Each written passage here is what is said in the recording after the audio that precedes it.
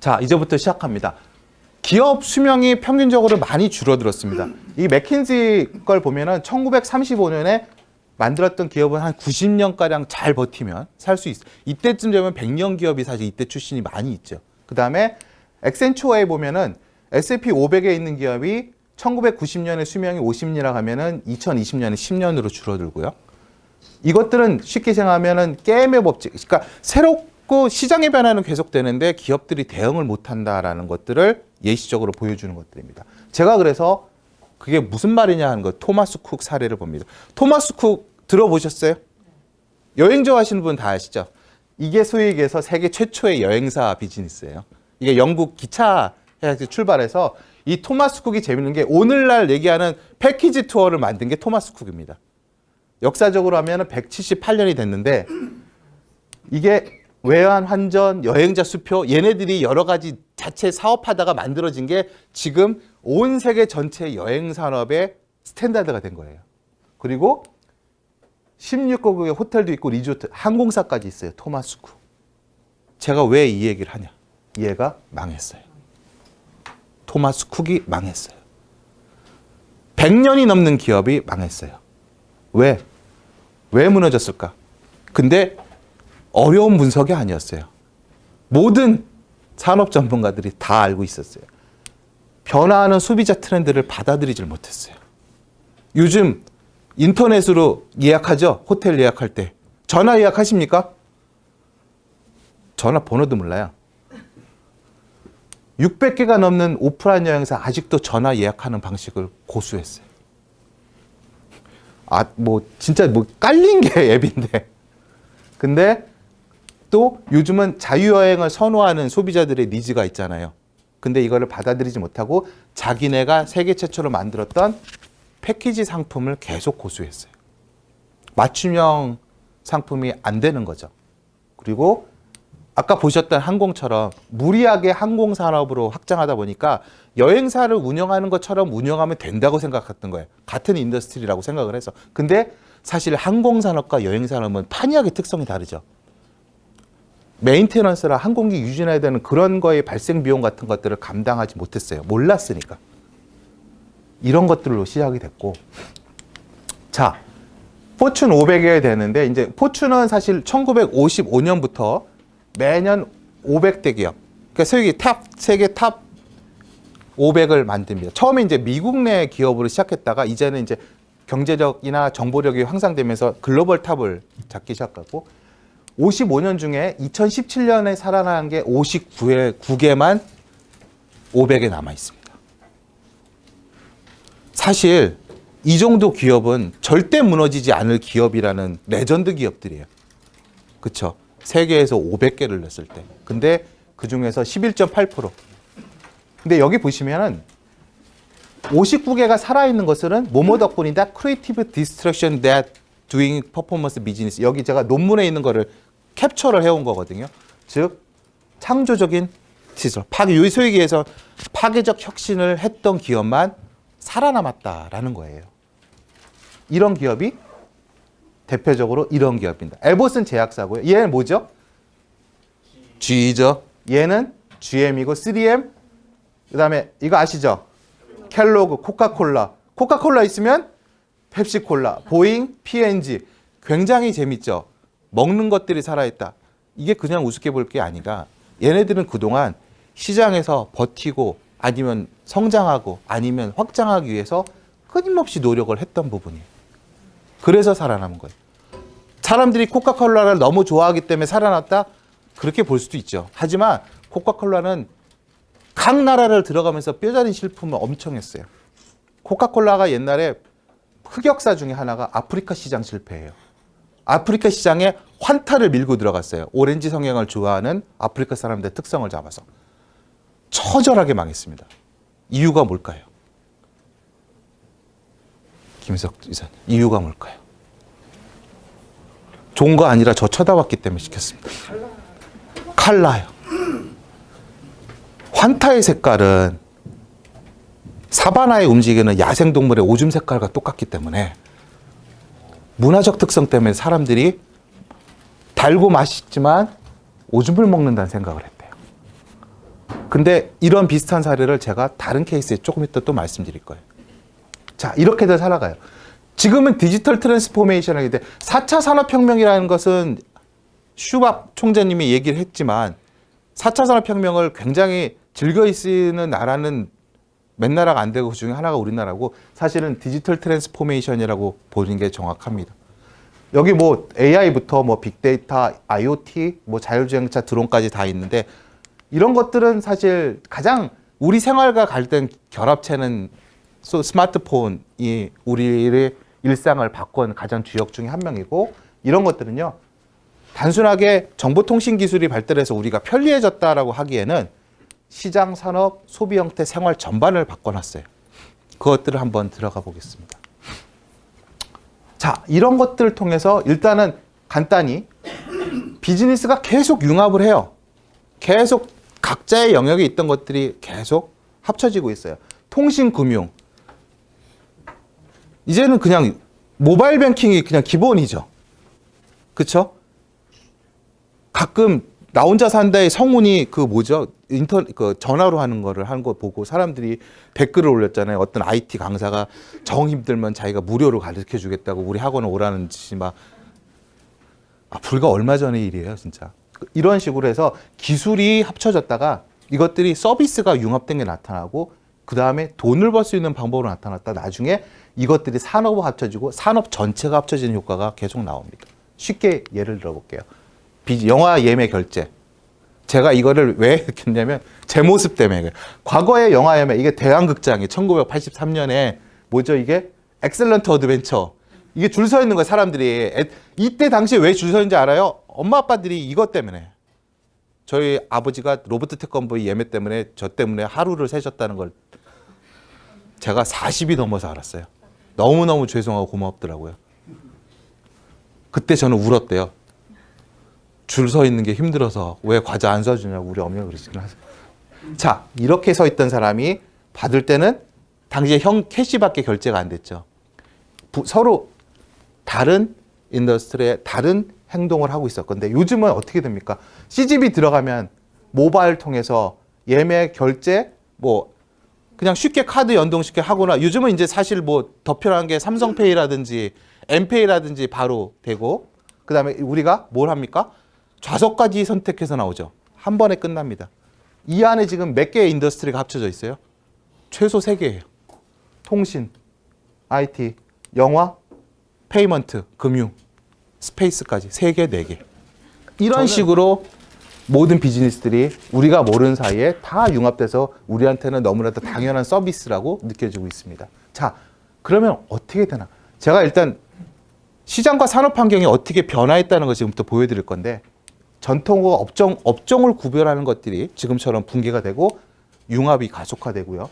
소비자가 바뀌고 소비에 대한 개념이 바뀌고 소비에 대한 트렌드가 바뀌어요. 바뀌었어요, 이미. 그리고 플랫폼 비즈니스라는 거 요즘 굉장히 익숙하죠. 이런 식으로 플랫폼 비즈니스가 기존에 있는 산업의 대기업들을 뛰어넘는 현상을 발생했고 기술의 발전들이 나오면서 이게 새로운 비즈니스로 만들어지고요. 그 다음에 인프라 네트워크가 재해석돼서 새로운 비즈니스가 또 됩니다. 기회가. 즉 기존의 다른 게임의 룰을 만드는 비즈니스의 혁신이 없으면 안 된다는 거죠. 이거를 지금부터 사례로 말씀드릴게요. 자, 이게 뭐예요? 자동차 아시죠? 예, 벤츠고요. BMW, 현대도 있고요. 아우디 있습니다. 공교롭게도 이 제품이 출연된 전시회는 세계 가전제품 박람회입니다. 세스죠. 지금 2020 세스 하고 있잖아요. 웃기지 않아요? 여기에 자동차가 이거 원래 모터쇼에 나와야 될 거예요. 인공지능과 디지털 시스템을 탑재한 자율주행차 커넥티드 차량이기 때문에 자기는 IT 솔루션, IT SI 업체 제품이라고 나왔어요. 자동차 회사가 가전제품. 더 재밌는 건 얘네가 자기네가 차 만들다고 또 나왔어요. 구글이죠. 구글은 자동차 제조회사가 아닙니다. 업종의 구별이 없었어요. 전통적 개념에. 여기에 제가 하나 더 추가합니다.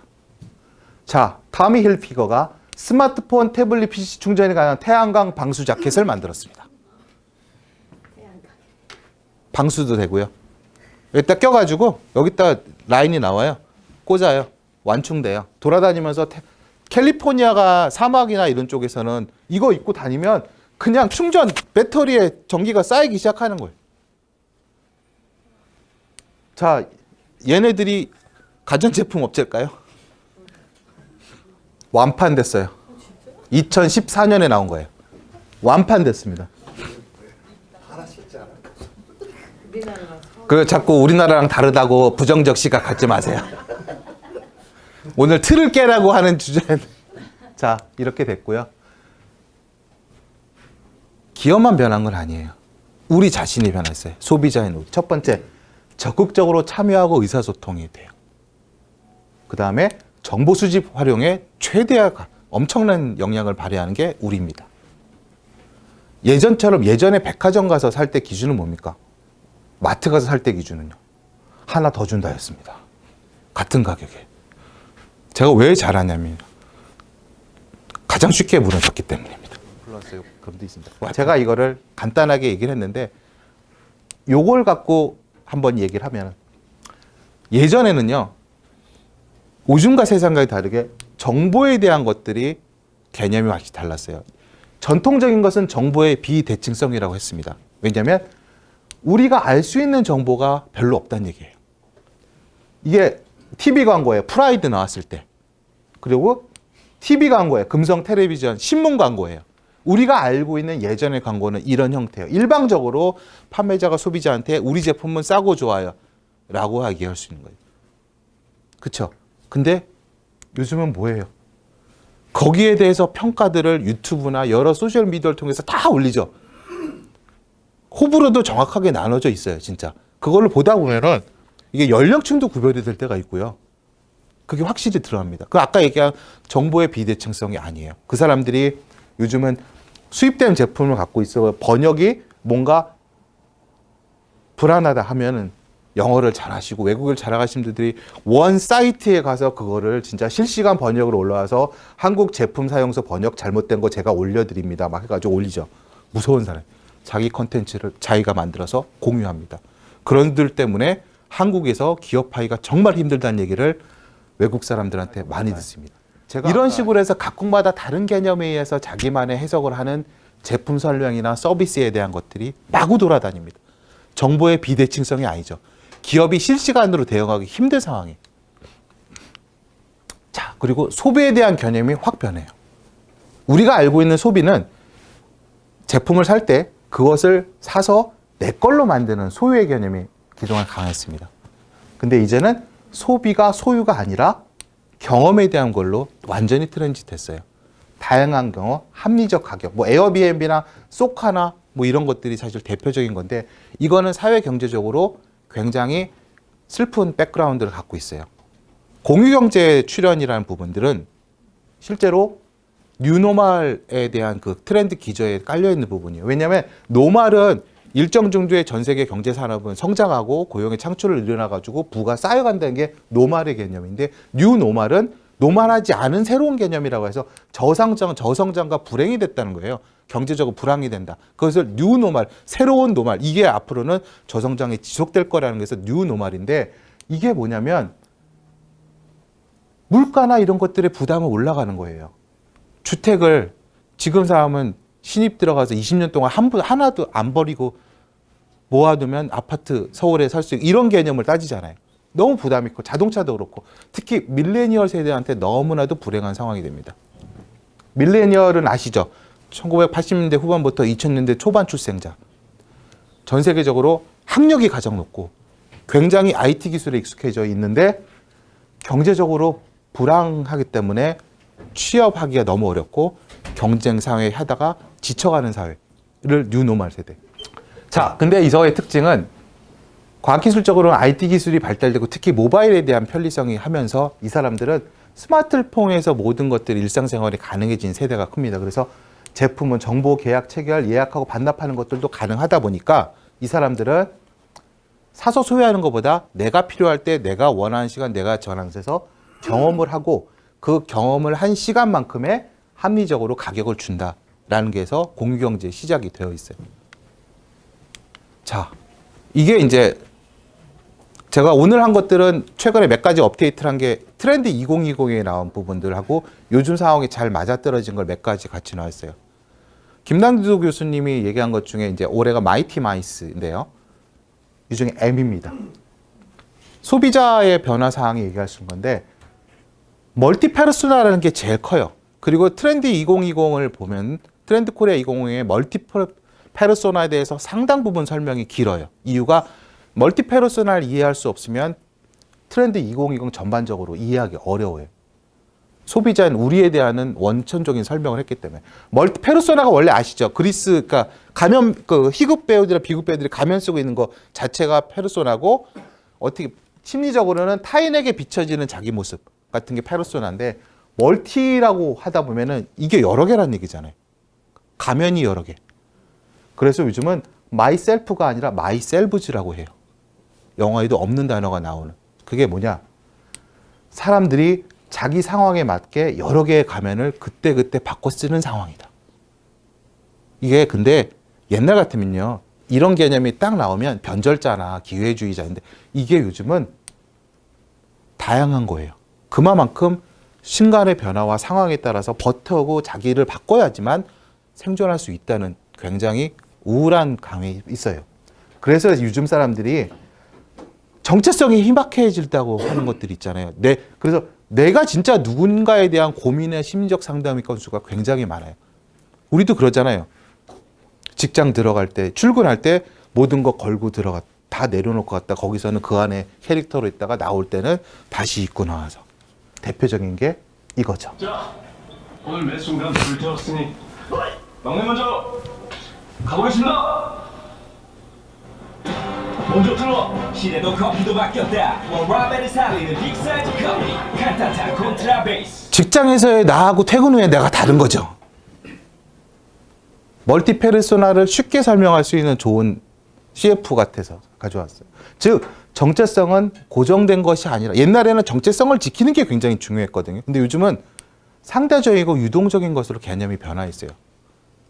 내 자신이 상대적으로 계속 변화에 적응하고 그 안에서 버티기 위해서, 이기기 위해서, 남들보다 낫기 위해서 변화되는 거예요. 멀티 페르소나를 다른 제품에 보면은요, 소비의 양극화가 요즘 많아졌어요. 아주 비싸거나, 아주 싸거나, 중간 가격 브랜드가 점점 없어지고 있어요. 사람들이 어떻게 보면 극단적인 거 하죠. 이게 돈 있는 사람과 돈 없는 사람이 아니에요. 그냥 야누스적인 소비 패턴을 갖고 있는 거예요. 내가 이거 살 때는 나 비싼 거 안 사. 그럴 때는 싼 걸 사고요. 아, 이거만큼은 최고로 사야지. 할 때는 돈을 내고 사요. 우리 자체가 야누스적인 소비 패턴. 이게 뭔가 하면 노브랜드 버거 아시죠? 저희 동네에 맥도날드가 없어지고 노브랜드가 들어왔어요. 노브랜드 버거 못 들어보셨어요? 예? 많죠. 네. 그 다음에 이거는 자니 로켓이라고 수제 버거집이에요. 얘가 보면 3,500원이잖아요. 얘는 싼 게 한 14,000원 하더라고요. 근데 굉장히 재밌는 거 발견했어요, 제가. 회사가 같아요. 신세계가 최저가랑 최고가를 다 갖고 있는데 정영준 회장이 그 철학이에요. 이거 초저가와 프리미엄만 살아남는다.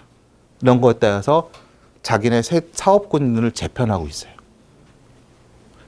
어떤 특정 다이소 같거나 아니면 럭셔리 백화점 같거나 두 개의 라인만 갖고 있으면 당분간 시장에서 버틸 수 있다. 살아남을 수 있다라고 해서 말도 안 되지만 이거를 갖고 있어요. 이 구조. 또 하나 볼까요? 유튜브 정체성 발현의 도구가 취향으로 논다. 이걸 제가 재밌게 하는데 또 떠나는 남자라는 게 유튜브에 있어요. 제가 좋아하는 책. 또 떠남 들어보셨어요? 이 사람은 뭐냐면요. 이 준수한 청년이 직장인입니다. 근데 취미생활이 여행 다니는 거예요. 한국 여행을 안 가요. 다 해외 갑니다. 마카오. 휴가 하루만 쓰고 마카오 다녀오기. 최종 연적 이틀 전 마카오 가기. 스카이패스 분석하기. 이 친구가 주로 올리는 거는 마일리지를 적게 쓰면서 비즈니스 얻어 타기. 뭐 이런 것들에. 근데 이 친구 진짜 그 해당 업체에서도 회사에서도 일을 되게 잘한대요. 왜? 본인이 나중에 인터뷰를 써요. 영상을 올리거든요. 여행을 다니는 걸 취미로 알고 있는 유튜브까지 해서 사람들이 알기 때문에 자기는 회사에서 정말 열심히 한대요. 책 잡히지 않기 위해서. 그 사람은 회사에서는 굉장히 성실하고 근면하고 딴짓 안 하고 스마트하게 일을 하는 사람인데 회사 밖을 나가면 배낭여행적으로 확 바뀌는 거예요. 그러면서 자기가 삶을 재밌게 살아요. 지금 구독자가 이제 5만 명쯤 됐어요. 근데 거기서 나오는 수익들이 조금씩 모이잖아요. 근데 그거 갖고 뭐 엄청나게 사진 않아요. 10만 명은 넘어야지 좀 모여. 돈이 모이기 시작해요, 사실은. 이거는 이제 스마트폰 하나로 미국, 뉴욕, 캐나다 여행. 이거는 LG에서 또 협찬을 했더라고. 이 사람이 워낙 사람들한테 회자가 되니까. 이게 뭐냐면 LG에서 협찬한 폰 갖고 퀘벡을 휴가 내서 휴가를 진짜 타이트하게 딱딱딱 붙여서 휴가 내서 갔을 때 자기가 찍은 걸 몬트리올에서 에어비앤비 해가지고 이렇게 나오죠. 이러고 세상 재밌게 살아요, 이 친구. 부럽기도 합니다. 제가 이 나이 때는 하지 못하는 것들이었거든요. 이러고도 싶었어요, 저도. 아시겠지만 제가 마카오 타워 61층에서 번지 점프 했어요. 반응이 정말 극단적이었어요. 저를 멀리한 사람이 생겨났고 저하고 얘기하고 싶어하는 사람이 생겨났고 61층 오히려 편했습니다. 안경 벗고 뛰니까 눈에 안 배고 너무 좋아요. 저한테 얘기해. 저는 사실 그런 굉장히 익스트림 스포츠에 대한 면이 있습니다. 자, 이렇게 됩니다. 또 다른 어스펙트로 플랫폼 비즈니스가 이제 굉장히 우리 생활에 대해서 당연한 서비스로 보여지죠. 페이스북이나 넷플릭스, 뭐 에어비앤비 있고 이 중국은 디디추싱이라는 이제 교통, 버스, 카드, 택시 이런 것도 있는데 이제 팍고 교수는 이렇게 얘기하는데 실제적으로 하면은 제가 좀 이따 설명을 다시 드릴게요. 자, 이런 플랫폼 비즈니스가 전체적으로 글로벌 시가총액을 하면은 갖고 있는 주식수의 현재 주가를 곱하기 하는 게 시장 가치거든요. 2018년에 보면은요, 애플, 알파벳, 아마존, 텐센트, 페이스북, 알리바바, IT 기업이 주로 사고, 스타트업 상위 10개 기업 중에서 지금 7개가 플랫폼 기업이에요. 플랫폼 기업이 시장을 리드하고 있는 현재 상황입니다. 이것도 뭐 50년 뒤에 바뀌고 이런 건 아무도 모르는 상황이죠. 현재는 플랫폼 비즈니스가 대세인 건 맞아요. 그리고 에어비앤비 같은 경우에는 에어비앤비는 자기네 자산 호텔이 없죠. 그렇죠? 에어비앤비의 자산 가치가 힐튼이나 메리엇, 그다음에 어코, 인터컨티넨탈, 하얏트처럼 전 세계 수백 개 호텔 체인을 갖고 있는 호텔보다 자산 가치가 훨씬 높은 게 현실입니다.